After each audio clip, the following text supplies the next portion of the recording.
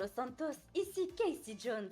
Et moi, c'est Malia Red, toujours là pour vous balancer les infos chaudes du moment avec une petite touche de folie, t'as capté? Bienvenue dans votre JT du Life Invader TV. Votre rendez-vous d'actualité entre sérieux, imprévus et quelques éclats de rire. Aujourd'hui, il y a du feu, des mariages qui partent en vrille, des histoires cheloues et même un peu d'action à la Fast and Furious. Restez branchés, on balance tout. On commence avec un incendie survenu dans le quartier des F-Blocks. Ouais, selon plusieurs vidéos postées sur Birdie, le feu aurait été provoqué par des membres du groupe Ballas, avec des cocktails Molotov. Heureusement, aucune victime n'est à déplorer, mais la tension est au plus haut entre les deux groupes. Ça chauffe dans les rues, au sens propre et figuré. Espérons que ça parte pas en grillade au quartier, hein? Les autorités surveillent la zone de très près pour éviter tout nouvel incident. Autre info, la boucherie principale de la ville a fermé ses portes. Ouais, plus de viande dans les rayons. La gestion part en vrille, les employés sont pas payés, c'est pas joli joli. Les trois plus hauts gradés de l'entreprise sont décédés. Wu Johnny, Marco Sancino et Tyler Damiens. Paix à leurs âmes. Beaucoup de mystères autour de l'affaire, surtout que le manager aurait tiré 2 fois avant le drame.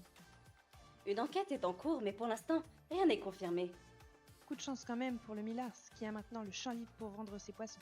Pas de steak, pas grave, on passe au filet de dorade. Faut bien que quelqu'un nourrisse la ville. Ensuite, un mariage a récemment viré au cauchemar. Ouais, tout allait bien, jusqu'à ce qu'un invité fasse une demande en mariage en plein milieu du mariage d'un autre couple. Ce qui a dégénéré en bagarre générale, puis en échange de coups de feu. Résultat, 2 blessés dont un grave. Franchement, il y a des gens, ils savent même pas attendre leur moment. Les forces de l'ordre ont rétabli le calme, mais la fête, elle est clairement finie. Et dans la nuit du jeudi à vendredi, une course-poursuite a viré au drame à Rancho. Ouais, les suspects en cavale depuis plusieurs kilomètres ont fini par prendre des agents en otage après un arrêt brutal. Les autres officiers ont réussi à négocier la libération de leurs collègues, mais la situation a rapidement dégénéré. Exact, les suspects ont repris leur fuite. Une nouvelle course-poursuite s'est engagée. Pour le moment, on n'a pas le fin mot de l'histoire, mais les autorités restent mobilisées. Encore une nuit bien mouvementée à Los Santos. C'est plus une ville, c'est un film d'action.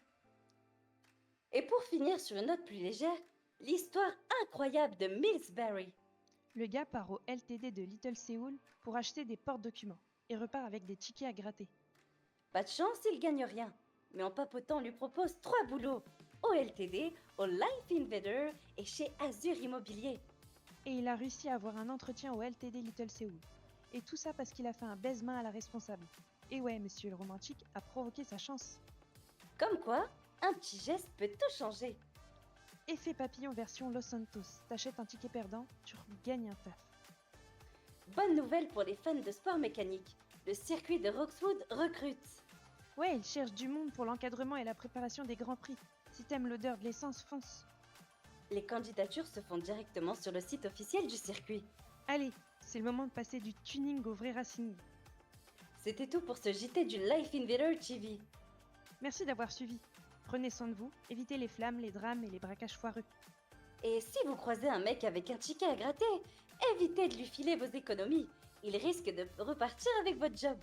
Ah, ça, Los Santos, y a jamais de jour tranquille. On se retrouve très vite pour un nouveau JT avec Casey et Malia, vos voix préférées du Life Invader. Bonne soirée à tous.